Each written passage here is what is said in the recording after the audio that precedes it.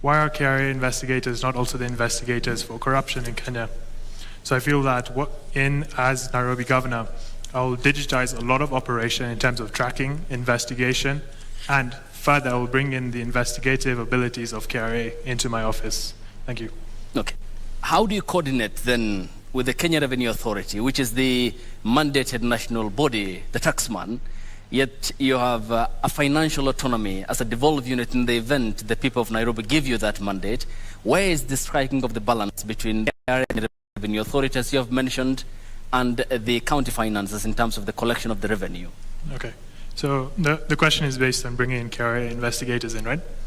So as a country, we're collaborative, we're one unit. Granted, we have devolution that did take place where we separated the powers of operation. We can still collaborate with different organizations. What we can do is simply have a recruiting process where we can have employees also be transferred from KRA to the Nairobi County to investigate corruption and operation of the state. So that's one of the ideas I had in mind. Also, we don't have to entirely transfer them. Something we can also do is simply borrow them occasionally to conduct certain investigations, to also have proper auditing of operation. So I feel like we have a very skilled workforce in Kenya, whether they're in KRA or they work as accountants in the private organizations. Through collaboration, we can bring together all these brilliant minds and solve the problems we're currently dealing with together as a nation. Thank you. Mr. Nyamwamu. Yes. Corruption has been something that has tainted the image of Nairobi County, which many see as something that should be the city under the sun. That is how, ideally, that is the space that Nairobi should be occupying. But that is not the case, partially because of issues such as corruption. As you seek this mandate, what loopholes have you identified, and how do you seek to seal? First things first, I think we are not serious in our fight against corruption. That's how I feel. We have the EACC, we have the DCI, we have this body, that body, but still money gets lost. The solution is not to form another body. In fact, I agree. In fact, I would like for Wajakoya to be president so that we can hang every one of these people. Because we just dance around this issue, nobody gets held accountable. We have a gubernatorial candidate that has been cleared with fake papers, and we just dance around this issue. So how do we expect to fight corruption where we don't do anything about it? For me, the solution is to go the Wajakoya way. If you are corrupt, we send you to the gallows. Next man up. You are corrupt, go to the gallows. I think that's the only way with it. You've talked about a case that is yet to be determined, but I'd let that go because that case is yet to be concluded. Yeah, but we dance around these issues. See, that's the thing, that's the problem. And I also don't see how that relates with the issue of we just dance around corruption. These issues. The EBC or the IEBC said they don't have the mandate. Yet, they send me home because I had a foreign certificate. That guy in a commission that wrote for him his certificate, he couldn't look at my own certificate until he had seen my high school certificate. There is no correlation between a high school certificate and a graduate certificate. But he couldn't look at mine, yet we have a gubernatorial candidate who has been cleared by the same commission. So anyway, the issue I'm saying is we dance around this issue of corruption, but nobody wants to take affirmative action. I just want to stay on that matter for a bit before we move. So you mean as governor you will be helpless just because institutions are not working? So you cannot do anything to fight corruption? That is what you're saying tonight? No, that's not what I'm saying. As governor, I'll do my part. What will you do? That was the question. I will not appoint anybody in my government who has been implicated or who has a case pending or who has been alleged been implicated in a corruption scandal. If you don't do that, people are just going to go to court because the mantra is you are innocent until proven guilty, and then they just dance around that issue and that issue is not solved. So on my part, I will not appoint anybody who's tainted. I will only work with people with clean hands. Let the EACC dance until the day they decide to work. Okay. Thank you. Ms. Nancy Wambui Mwadime, what then will be your approach in effectively sealing the loopholes of financial malfeasance in Nairobi County? My approach is that when I get Just Jeanette, sorry to cut. just Julio, mic. yeah. You can So adjust your microphone at your place of comfort. Feel free. Yes, go ahead. Yeah, the approach I want to give is that in the county government management, I am going to work with every place in Nairobi. Like in Nairobi, we have the Somalis, we have the Indians, we have even the white people who are citizens of Kenya, and they are also in Nairobi.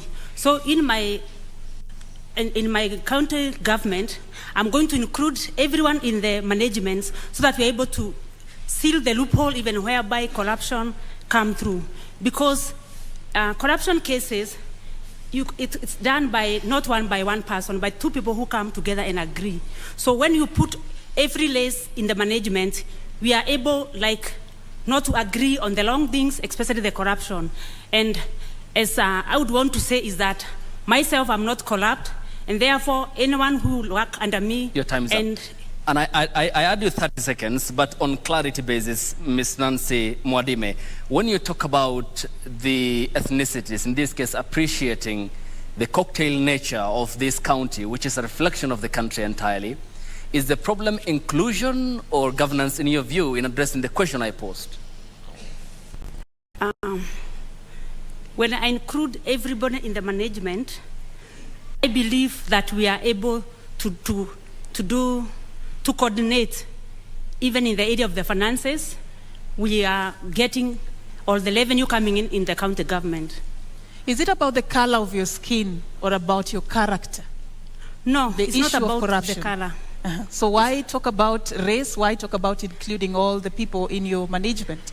It's not about the race. It's saying that Nairobi, we all of us, we are Nairobians, Indians, white people. I think if I'm not wrong, I'm not seeing white people in the county government, and we have them as citizens. So that's what I'm trying to say, that in my government, I'll have a good number of white people, a good number of Indians, a good number of and all of us together. Is their absence the reason why we have huge corruption cases at the Kenya's capital? The absence of certain races in the management of the county, the reason why corruption still exists in Nairobi?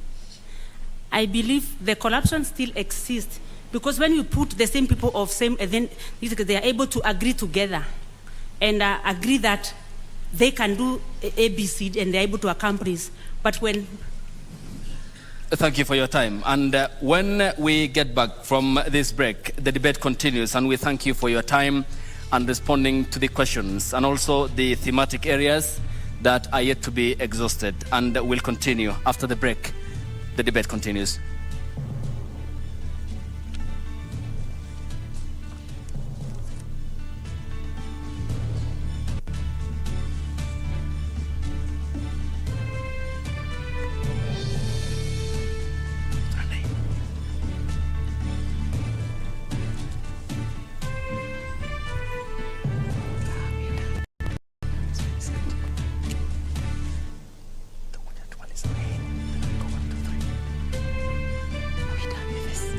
Start with one dream, one goal, one deposit, and one transaction. Pamoja, let's make it happen. So don't just bank with us, bank on us. Yes, Timo. Enroll at Catholic University of Eastern Africa for courses in nursing, law, business, economics, computer science, education, community health and development, actuarial science, international relations, counseling psychology, regional integration, and theology. September intake ongoing at Langata and Eldoret campuses. Email admissions@CUEA.edu or visit CUEA.edu. CUEA for innovative, marketable graduates. I think the most important quality of a leader is wisdom, so that the decisions that are being made now, he knows how, it's like a chess player who sees ahead. Unajua wakati ambapo mlipa ushuru analipa ushuru wake, anataka aone angalau kazi ya pesa yake ambayo anailipia.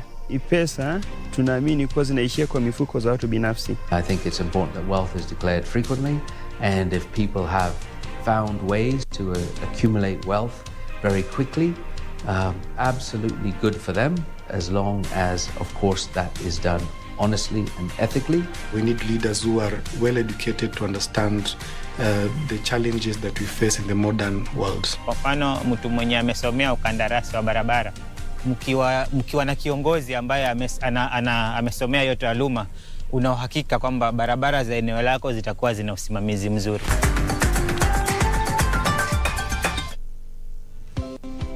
Karibu CAM. By offering market linkages, networking opportunities, and technical assistance, Kenya Association of Manufacturers assists its members to grow and scale up their businesses. Join us and let's work together to grow the manufacturing sector. Becoming a CAM member is as easy as 1, 2, 3.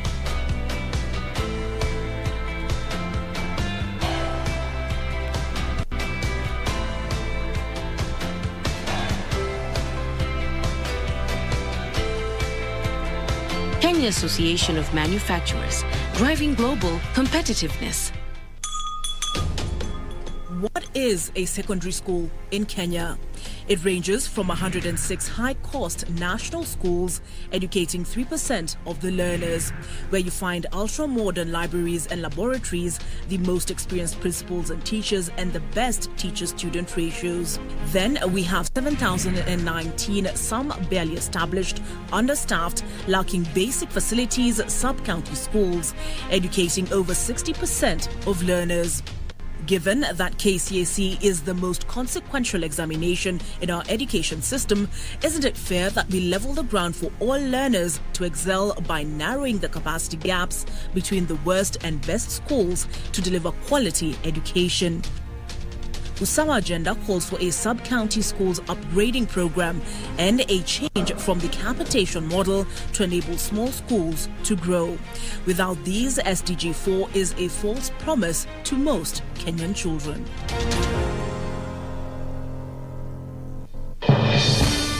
We shall legalize weed. Professor George Luchiri Wajakoya of the Roots Party. Semeni Babakea. Babakea.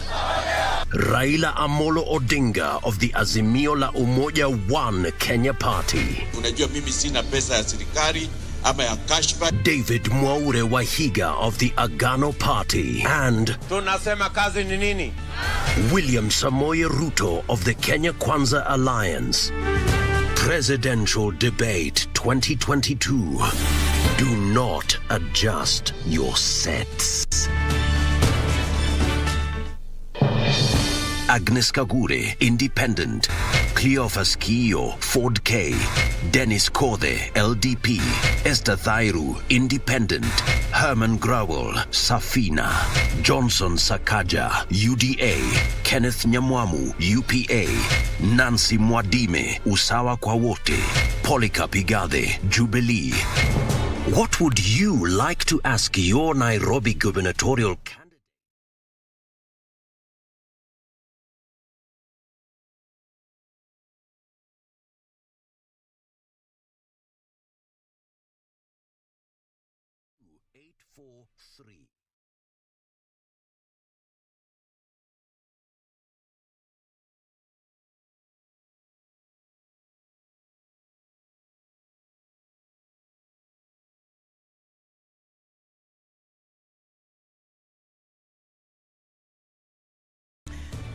Welcome back. You're watching the Nairobi Gubernatorial Debate live, coming to you from the Catholic University of Eastern Africa in the county of Nairobi. And we are with Esther Waringa Thairu, who is an independent candidate seeking the top job in the county. We also have Herman Sain Growell, who is a member of the Safina Party. We also have Kenneth Nyamwamu, who is a member of the United Progressive Alliance Party, and Nancy Wamboi Mwadime. All right, we'd also wish to remind you that we extended invitations to all the 9 candidates who are vying for the Nairobi top seat. And of course, we have with us 4 of them for the first debate lined up for the night. Remember, later on, we'll be taking you through the second debate also, as we just lay it all bare. Who carries the vision for Nairobi County? Who among the ladies and gentlemen before us tonight has what it takes to become the next governor? But we just want to move on with this debate, and right about now, we want to look at the governance of the city. And I'll just come to you, Mr. Nyamwamu. The extension of deed of transfer of functions that was signed between the Nairobi City County and the national government elapses on the 24th of August, of course preceded by a 3-month extension period to tackle what is called the transition. If elected governor, how do you plan on handling this transition? And also, how do you seek to sustain the relationship between the national government and the county government, and which areas will you be doing that on? Is this in relation to the NMS? Yes. First of all, we shouldn't be having NMS running Nairobi County to begin with. That's not how our democracy was set up. We're supposed to be ruled. It's supposed to be by the people. It's the people supposed to decide. They elect somebody, and that person runs. They give the person the mandate to run the county. Now we have NMS, and my hope is when I get in, we'll have a transition for them to. We'll have a laid down transition for them to exit, and let the Nairobi County be run by the elected officials. It had a lot to do with the previous governor, but now when we get in, we are making sure that the NMS will hand over the function to the county government so that it's run by the duly elected officials. That's how our democracy is set up, and that's how we are going to work. Your time is up, but I'll add you 30 seconds. Nairobi is Kenya's capital. Yes. And also it is like the headquarters. Yes. Do you want to tell me it's not important to have a relationship between these 2 levels of government, the national government and the county government, considering the fact that it is the capital of the entire country? The county has its own, they have their own responsibilities. Why should Nairobi be partly run by the NMS while Kisumu, which is also another county, is fully run by a governor? I don't think that's fair. Our mandate dictates that you let the county be ran by the person that's been duly elected. I understand why the NMS was there, but that's not how our democracy is set up. Why should Nairobi be chosen to be run by NMS and not Migori, for example? Okay, your time is up. Haman Grewal, the law under Article 187 anticipates cooperation between the national government and the county government. And we have spoken about the NMS and how it came about. Would you have done what the ex-governor did in handing over 4 key functions to the national government? Well, if you look at the history of NMS and why it was created, first of all, I would like to thank His Excellency Uhuru Kenyatta for pushing for the creation of NMS, because he saw that Nairobi was in a state of chaos, and it was the sort of emergency response we needed. I'm sure all of you can agree, if you look at the success of NMS, it's something that we can be proud of. NMS has accomplished what the governor is to accomplish, and NMS was a substitute for the governor, meaning that we need to move back into our normal state of operation, and we had the separation of powers so that we can allow elected leaders for certain areas be in charge of those areas. If we elect someone for a county, it would not be fair, just, or constitutional to have the president be running that county entirely. There must be collaboration, and we will transition in a peaceful and positive way. Okay, your time is up, but I add you 30 seconds for clarity, and there seems to be no response to my question, and I need clarity on this. If accorded the mandate by the people of Nairobi County, would you have done what the former governor did at State House in February 2020? I feel that given the situation we were in at the time, it did make sense. but it did happen because of the governor's actions. So I feel that if I'm responsible as a governor, I wouldn't allow us to reach that state. But if we are in that state, we must be responsible as leaders and say, I've made a mistake. I'm not delivering as a leader, so that our country can prosper. Thank you.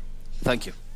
All right, Miss Nancy Mwadime, how do you plan on sustaining the relationship between the two levels of government, considering the fact that you're vying on an usawa kwa wote party ticket, assuming the government is taken over by somebody a party that is not in your political camp? What will you do and how will you sustain this relationship? I'll be able to maintain the relationship because the two bodies, the national government and county government, we need one another, and each body has its own role to play. The national government, the county government, because even some of the assignments which are done by the county government work in relation with the national government. So what I would say is that I'll maintain the relationship, and where necessary, shall work together. And at times, for example, with NMS, I would say that the county government, with a good leader, we have all what we need in the county government. We have workers from top, from the engineers to the accountant, to the officers. So what I would say that with good leadership, the county government can be able to manage. Thank you. Your time is up. Okay. Esther Waring, I come to you. And owing to the importance of the close cooperation needed between the national government and the counties, because the understanding is that the two levels of government are meant to provide services for the people of the Republic of Kenya who hold the sovereignty under Article 1 of the Constitution. What will be your approach between the relationship between State House and City Hall?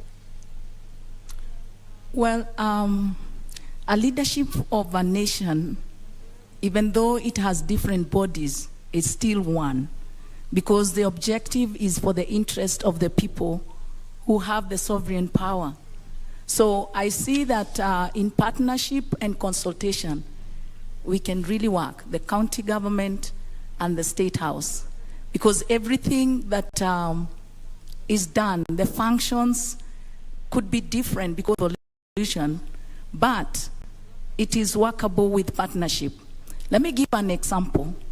The county government holds the EAC level of education, but that does not stop a county governor to be in partnership with the national government to build a school.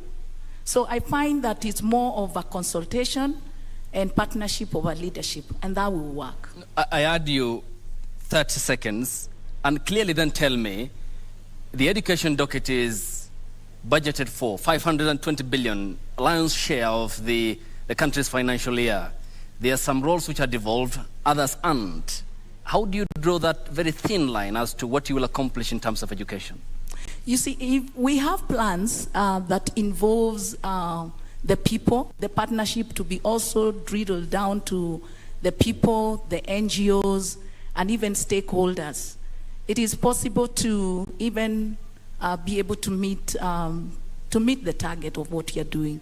It's more of partnership that will work, and involving the people also to be partners, stakeholders. Thank you. Yes. All right, so we want to move this forward to the issue of living and working conditions for the residents of Nairobi. Mr. Nyamwamu, I see you have an issue you want to raise. Yes. I'll give you 30 seconds to address that. I just want to talk about this NMS county government thing. NMS is being headed by a military guy. Now, the government should act as an oversight it should be the oversight role in terms of overseeing what the counties are doing. But devolution was there to bring services closer to the people, and that's why we have devolution. So when we bring the government to come and actually get involved in the devolution functions, we are treading a very dangerous line. When Hilton started, he started very nicely. He delivered services to the people. Over time, it has been shown military rule takes over and they suppress. Your time is up, but taking you back to when this happened on the 25th of February 2020, vying for this position, I want to believe you understand where the county was and the state at which it was being operated at that time. What would you have done different? What would you have done different aside from just signing that deed of transfer of functions? Well, first of all, it starts from the governor that was elected and the deputy governor that's seeking a gubernatorial position right now, who was part of that system, and the senator who was supposed to be overseeing. They all failed. So then the government has to be like, Nairobi's in a mess. We need to take over Nairobi or Nairobi will be in a mess. But that's not how our democracy was set up. How would you have cleaned that mess, Mr. Nyamwamu? Hey, collect garbage. The garbage was terrible. That was the function of the governor. Give electricity, provide electricity in the informal sectors. Get rid of the cartels. That's what the governor was supposed to do. And his deputy governor and the senator was supposed to oversee that function. All three failed. That's why the government stepped in. But all in all, what I'm trying to say, the basic framework of our democracy is not set that way. We set a very dangerous precedent if we continue this path. Thank you so much. Thank you, Mr. Nyamwamu. And just an understanding in terms of the specificity, you have raised a very important and a pertinent question as to garbage in the city. Yes. Do you understand Nairobi County? Yes, I do. I played in this city. I live in this city. In terms of the tons of garbage, yes. How much does the city generate? First of all, Nairobi doesn't even have a system to collect the garbage. We have just young little boys that we use and we pay them very little money to collect garbage. Nairobi needs to set up a garbage collection system that starts from collecting garbage from the homes all the way to how the garbage is disposed. We don't have that system. We need to set that system up so that we can have a systematic way of collecting garbage in the county. Once that system is in place, then you'll not see garbage in the city. But we cannot have self-help groups, young boys collecting garbage in an unsanitary manner, and we call that garbage collection. We need to have a system set in place with the county government, and that's what I'll do when I become governor. Mr. Herman Growell, Nairobi County generates about 2,500 tons of garbage in a day. Out of this, only 1,800 is collected and transported. About 700 tons cannot be accounted for. You can guess where that ends up. If elected governor, how do you seek to fix this problem? Okay. So this mostly comes to how are we managing resources. So resources would be goods and even waste. So when we talk of goods, are we managing a system that allows for the collection and recycling of the waste? Secondly, we look at the waste generated. How is it ending up in the dump sites, for example? Is all of it ended up in the dump sites? So it's simply about now tracking how much garbage generated from certain areas, how much needs to be handled, what is the success rate of the systems we have put in place. Because when I was reflecting on garbage, it was one of the major aspects of my manifesto, because to work in any place, whether it's an office or in a county, you shouldn't have garbage everywhere, you shouldn't have sewages open. Because I've also walked through several slums in Nairobi, and I don't understand how we have the funding for something simple such as manual, which is minimum wage, which is all that's required to collect garbage in certain areas, and then now move it to a recycling plant. Thank you so much. That's why I spoke on how we need to partner. So even with recycling plants, we can export shredded plastic to other countries. Mr. Grawa. Your time is up. Okay. All right. Thanks. Ms. Nancy Wambui Mwadime, the issue we have talked about is very important. What's your easy, immediate fix to garbage problem in the city? About the garbage issue, one thing I want to say that People have complained that at times leaders give manifesto and they're not able to fulfill what they have said. Especially the issue of the garbage. I would say this is something I need to get to that office and sit with the other parties and we see the way forward on how to handle the issue because it's a big problem at hand. Which is the way forward? As I've said, there are some issues one would need to get to that office and sit and look all around and see how to solve. And the garbage is one of the issue one would need to go and get to the office and sit with the bodies related and see the way forward. And how does that way forward formula look like? Because the people of Nairobi watching this debate want clarity to the questions that we are asking you. What's the approach? How? I start by saying that we need to start by educating our people. Because the issue of garbage starts by dropping it everywhere. So we need first to have the feeling that you cannot go dropping a peel of a banana everywhere. Your time is up, Ms. Mwadime, but just 30 seconds for some clarity on something you said. You want to get to that house, sit down with some people to get solutions. The people of Nairobi want somebody, a leader who already has solutions. What level of assurance can you give residents who are watching you tonight that you have the solutions to the problems that they are facing in Kenya's capital? I have solution for many issues facing the Nairobians. Is garbage one of them? Garbage is one of them. So how do you sort to fix the challenges we are facing with the garbage issue in the city?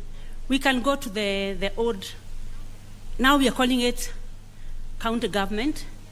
Years back, we called it city council. By then, we had lorries, which used to go round collecting the garbage. And there was a planned area where the garbage used to be taken, and from there, it was managed.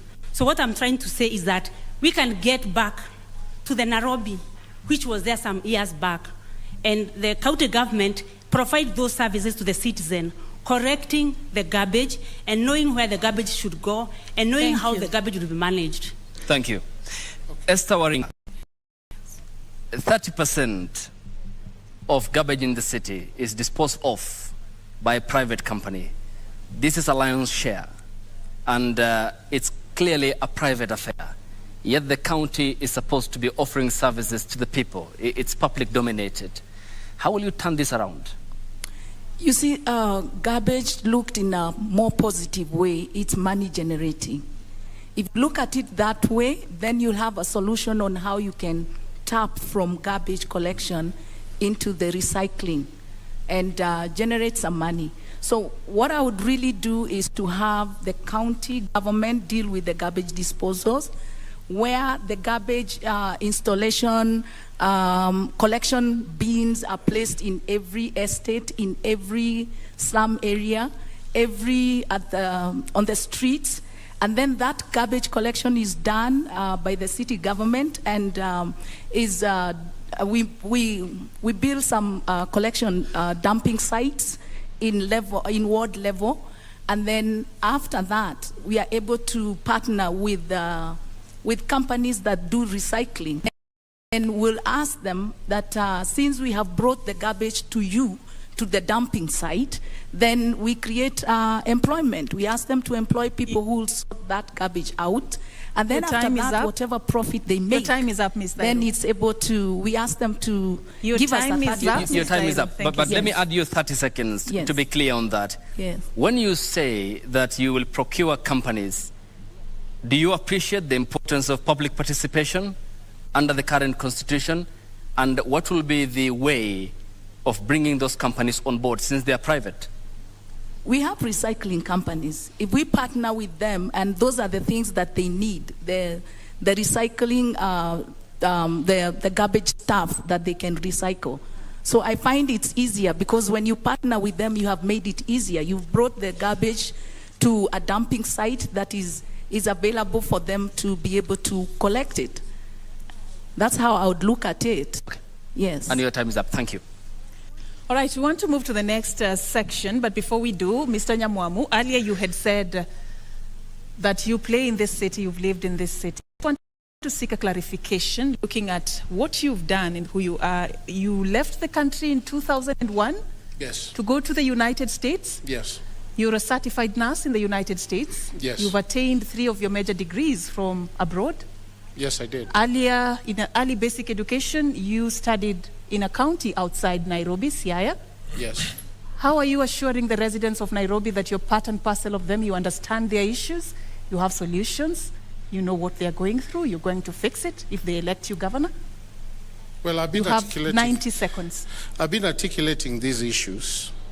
I've given a way forward in terms of garbage collection. I've given a way forward in terms of making Nairobi business friendly. I think the issue you're asking, you've been outside the country. How are you going to relate with Nairobians? And my answer is this. I'm still a Kenyan, and problems that face the cities are universal. If I'm correct, our president learnt abroad. Incoming President Raila Odinga learnt abroad. A lot of people who are in leadership in this country learnt abroad, but they still actively participating in leadership roles in this country. So living abroad does not qualify you from understanding and articulating the issues or solving problems. One of the things that has been put here that's successful is this expressway. This is a foreign concept that was borrowed from abroad, but it's here and it's working. So going abroad does not stop Thank me you so much. Thank you for from that articulating the Your issues. time is up. Now let's move to the next section of this conversation that touches on the living and working conditions of residents of Nairobi. The key issue has been housing. And in this city, 9.3% of Nairobians, only 9.3% own homes. The others are renting units in different places. And also, it is a city that, according to statistics by the Kenya National Bureau of Statistics, 80% of the people who live in informal settlements across the country live in Nairobi. There's a huge housing crisis in this capital. Esther, I'll begin with you. If elected governor, how will you seek the housing crisis in Kenya's capital? Well, I would start with the housing crisis with the most affected areas, like the slum areas. And I would partner with the landlords who will sit down with the consultation and find out how we can be able to improve what is already there. For example, if I take Kibera slums, those are settlements where the landlords who are owning those small houses. But if I came in as a governor and had a partnership with them where we improve the housing, we improve the condition that people live in there, and I'll come with support, like give money so that we can improve, and yet the people staying there will not pay a higher cost, but they'll still remain paying that because I've already chipped in some money to improve their living conditions. That's how I would tackle it. Then I would partner with investors to build affordable housing. Thank you. Thank you so much. Your time is up. Allow me, Esther, to add you 30 seconds, because you have mentioned Kibera, which is a constituency in Nairobi County. And as per the Kenya National Bureau of Statistics in 2019 census, this is a region or part of Nairobi which has a population density of 712 times what ought to have been 68,000 people per square kilometer. That's a homework, isn't it? That's a steep slope for you. How will you operationalize decongestion of informal settlements, which account for 80% of Nairobi's population, and Kibera being an example that you have fronted? Well, I wouldn't look at moving these people. I know there is cheap housing, affordable housing that was built for them, high-rise being one of them, but they never moved in there. They still came back to their own settlement. So what we look at is improving, not really moving them away, because they are used to that place, they are comfortable in that place, but how best can I improve their living standard? And your time is up. That's what I would focus on. Asante, thank you. Haman, yes, I come to you. Housing is a national government function, and therefore, again, another cooperation is needed between the county government and the national government. We already are falling short of the targeted 250,000 household units to be delivered. We are doing it at 50,000 at the moment. This rate needs to be speeded up by 3 times the current number. What's your cooperation with the national government if elected governor, and how will you address the problem of housing congestion in the city? Okay. So the question is based on supply being too low and demand being too high. Every man knows that this is a huge opportunity, right? So if you look at the structure of the country, you've got your upper class, middle class, and lower income groups, and each needs a different solution for housing, because you wouldn't expect someone that's earning over 2 million shillings per month to be provided with the same solution as a lower class person. So what we do have is an opportunity for us to now use technology to even like 3D print cheap housing for people living in slums and have a payment structured plan where they can pay back. Because if you study the banking history of Kenya, you see that it's becoming difficult for people to now mortgage housing. So that's something we should reflect on.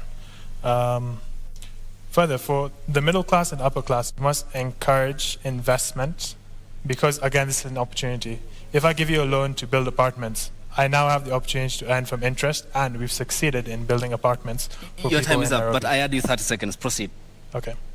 And what I've also studied is, so aside from the whole aspect of this being a business opportunity for us in terms of providing housing to low income, middle income, and upper class people for housing, we also need to reflect on how there are a lot of unemployed people in Nairobi.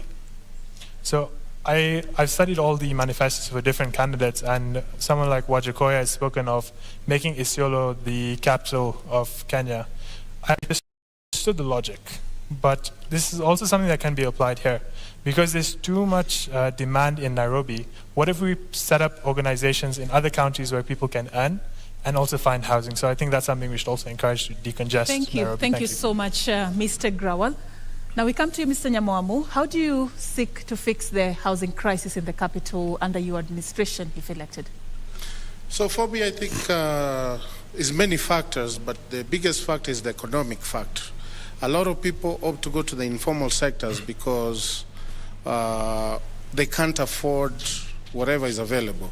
For example, in Kileleshwa, there's a lot of apartment units that are available for rent, but they are unaffordable because people don't have the disposable income to go and rent those apartments.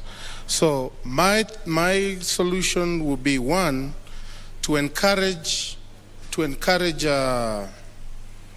investors to invest in these areas or areas proximity to the slum areas, so that these people can get places they can go to and work. That's number one. So instead of having an industrial area or industries in industrial area, let's have industries in every constituency, so that people from Kibra they don't have to walk to industrial area, they can go find jobs nearby. So let's create investment in those areas. Two, your time is up, Kenneth, but proceed, 30 seconds. Okay. Two, let's decentralize Nairobi. Let's get other functions in other areas. The reason why people come here is they come to look for employment here. So let's decentralize other key functions from Nairobi to other areas. We've started doing that. Let's do more of that, so that you don't have to go live to Nairobi to earn a living. You can go to Mombasa, Kisumu, wherever, where even the cost of living is low, and it will bring down the cost of living in Nairobi, because a lot of people will move out of Nairobi. Thank you. That's how I look at it. Thank you so much. I come to you, Nancy Wamboi Mwadime of the Usawa Kwa Wote Party.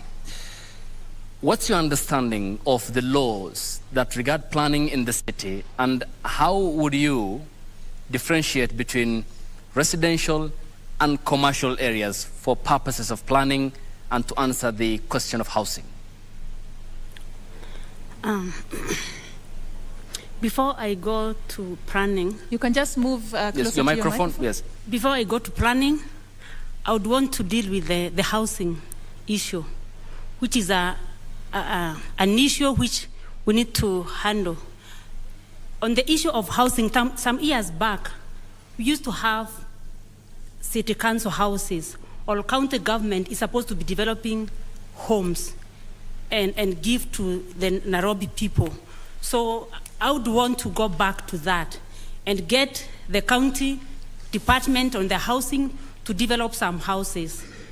Number two, I would want to network with real estate developers. I am in real estate industry, and I have seen the gap. We have the developers who are willing to develop the homes, and we also have the Nairobi people, especially who have on the SACCOs and pension. They want homes, but there is a gap in between because the developers, the SACCO managers, they tell developer they want a ready home, yet they have money lying in the bank. Your time is up, but 30 seconds. When you talk about the real estate industry where you are a subscriber to, do you have an understanding of the complaints lodged in a court of law against you by your employers of mistreatment and lack of pay? I do have, because when you are a developer and the economy is affected, our work is affected. And most of the complaints we have is that we are not finishing the houses. But the problem is not really the developer 100%. It goes all the way to the economy. Because when we don't have an atmosphere for the business, as a developer, you start your development, and because of the atmosphere, you are not able to receive the buyers for the homes, and you are not able to complete your development. But in this case, what I'm trying to say is that we can have a network between a developer and a SACCO, whereby the developer will develop homes for a particular SACCO using the same fund lying in the bank. And in this case, the Nairobi citizen will pay only 10 to 15,000 to own a house within 10 to 25 years. Your time is up. Thank you. And at this point, we also extended an opportunity to the residents of Nairobi to get a chance to ask questions. And we just want to get some of them so that our candidates can be able to respond.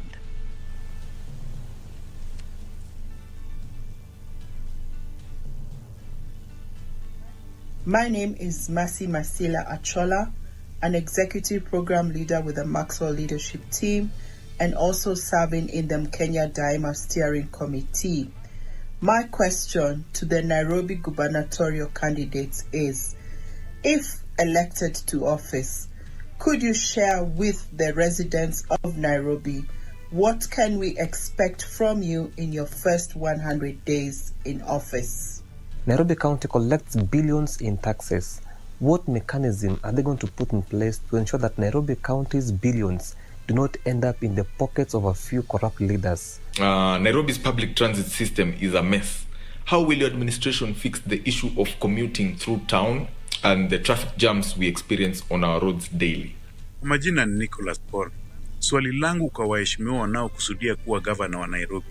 Ni mpango ipi mlioweka kuhakikisha ya kwamba wafanyabiashara wadogo wadogo hawadhulumiwi na mabwenyenye humu mjini? My name is Samuel Matara. I work and stay in Nairobi. And I have a question to all the Nairobi gubernatorial aspirants. Now, if you walk along the streets of Nairobi, the marketplaces of Nairobi, and also the residential places, you will encounter mounds of garbage strewn all over. And this is despite the previous governors promising that they will make sure that this city becomes clean. How are you going to ensure that this city becomes clean like the way it used to be? Question number one.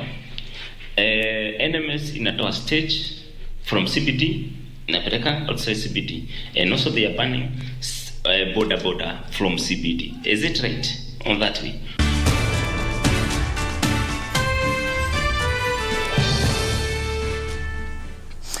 And those are the residents of Nairobi who sampled messages that we did play here, and we did engage them because they are very key and important since they hold the key to City Hall and in exercising Article 1 of the Constitution, since the sovereignty of power lies with them as enshrined and envisioned in Article 1 of the Constitution 2010. I begin with you, Esther Waringa. Vast array of topics from taxes, corruption, malfeasance, small businesses and the friendly environment they want, to planning. What's your response to what some of the sampled messages here had conveyed? First of all, if I heard you well, you've talked about corruption. And I did mention that I'll set systems where in employment and people are vetted, because leadership is key. If you employ people who are corrupted, then they'll mess the system. The other thing is closing the gap of any cartels that takes place.